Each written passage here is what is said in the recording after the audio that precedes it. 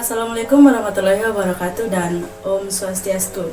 Halo teman-teman, perkenalkan nama saya Nikita Ayu Astiti, nomor sambuk 206601239. Saya merupakan mahasiswi dari Sekolah Tinggi Ilmu Ekonomi 66 Kendari, mengambil program Pendidikan Manajemen. Pada video kali ini saya akan menjelaskan materi mengenai bauran pemasaran atau marketing mix, di mana tujuannya untuk memenuhi tugas mata kuliah saya yaitu manajemen pemasaran yang diampu oleh dosen Bapak Dr. Abdul Razak SEMS. Nah, pada kesempatan ini saya akan menjelaskan 4 pokok bahasan materi, yaitu yang pertama ada produk strategi, kemudian pricing strategi, kemudian distribution channel, dan yang terakhir yaitu promotion strategi. Baik, langsung saja. Yang pertama yaitu produk strategi. Nah, sebelumnya kita harus tahu apa sih itu produk. Produk merupakan sesuatu yang dapat ditawarkan untuk memuaskan kebutuhan dan keinginan konsumen.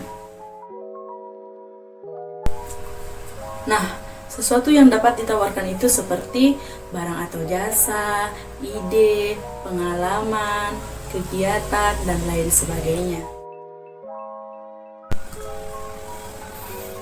Kemudian masuk pada konsep produk. Nah, konsep produk ini seperti pengemasan, pemberian merek, identitas perusahaan, kemudian kategori produk, dan manfaat utama yang diberikan kepada konsumen. Nah, kemudian masuk pada kategori produk. Produk ini ditempatkan pada 3 kategori, yaitu convenience goods, shopping goods, dan specialty goods. Nah, convenience goods merupakan produk yang setiap hari didistribusikan secara luas dan merupakan kebutuhan pokok sehari-hari, di mana frekuensi pembeliannya itu sangat tinggi. Contohnya seperti beras, garam, peralatan mandi, dan lain sebagainya. Kemudian yang kedua ada yang namanya shopping goods, merupakan barang-barang yang memerlukan penjajakan informasi mengenai kinerja, harga, dan sebagainya. Ini contohnya seperti produk elektronik, pakaian, perabotan rumah tangga, dan masih banyak produk-produk lainnya. Kemudian yang ketiga ada yang namanya specialty goods, yaitu barang-barang yang memiliki ciri khusus, memerlukan usaha khusus untuk mendapatkannya, karena termasuk kategori barang mewah. Contohnya seperti barang antik dan barang mewah lainnya. Kemudian kelompok sasaran. Nah, pelanggan yang kita yakini akan membeli dan menggunakan produk kita itu dapat kita analisis dari usia, jenis kelamin, status sosial ekonomi, dan gaya hidup mereka.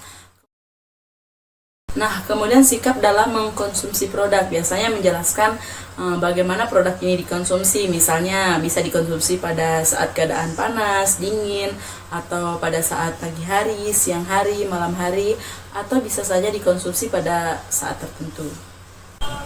Nah, masuk pada pembahasan kedua, yaitu pricing strategi atau strategi harga. Nah, adapun faktor-faktor yang mempengaruhi keputusan harga itu seperti biaya, karakteristik produk, kemudian persaingan, legal dan etis, kemudian demand and supply, tujuan perusahaan, kondisi perekonomian, dan bauran pemasaran.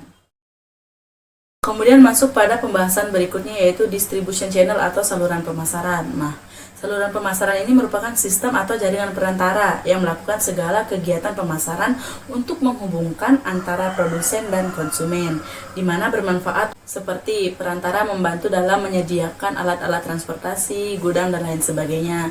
Kemudian membantu dalam menemukan konsumen dan membantu dalam melakukan kegiatan promosi. Nah, adapun jenis-jenis saluran perantara itu terdiri dari 4 bagian. Nah, yang pertama itu ada yang dari produsen ke agen, kemudian pengecer langsung ketemu dengan konsumen. Kemudian yang kedua itu ada yang namanya dari produsen, kemudian ke agen, lalu ke pedagang besar, kemudian ke pengecer, lalu ke konsumen. Nah, yang ketiga itu ada yang namanya dari produsen ke pedagang besar, kemudian ke pengecer, lalu ke konsumen. Dan yang terakhir itu dari produsen, kemudian ke pengecer, langsung ke konsumen. Nah, masuk pada pembahasan yang terakhir, yaitu mengenai promotion strategi atau strategi promosi, di mana dalam strategi promosi ini ada 4 bagian, yaitu advertising, kemudian sales promotion, kemudian personal selling, dan yang terakhir adalah public relation. Baik, yang pertama yaitu advertising atau mengiklankan produk melalui media-media iklan. Contohnya seperti televisi, radio, media cetak, sosmed, website, dan lain sebagainya. Kemudian personal sharing yaitu kita mempresentasikan produk kita face to face atau bertemu langsung dengan pembeli. Baik itu satu pembeli atau dalam jumlah kelompok atau lebih dari satu orang. Selanjutnya sales promotion yaitu budget yang diperoleh dari margin penjualan langsung. Kemudian yang terakhir yaitu public relation. Ini contohnya seperti press release media.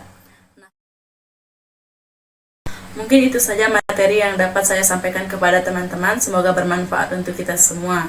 Kurang dan lebihnya mohon dimaafkan, dan saya akhiri dengan wabillahi taufiq wal hidayah. Wassalamualaikum warahmatullahi wabarakatuh, dan Om Santi Santi Santi Om.